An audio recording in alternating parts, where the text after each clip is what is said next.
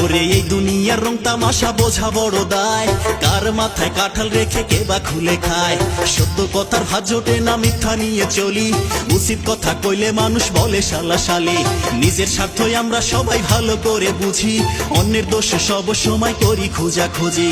নিজের এটা ভালো আর পরের এটা মন্দ, এই নিয়ে করি আমরা কত হিংসা দ্বন্দ্ব। আমার ঘরে জ্বালা বাইরে জ্বালা, সখী ঘর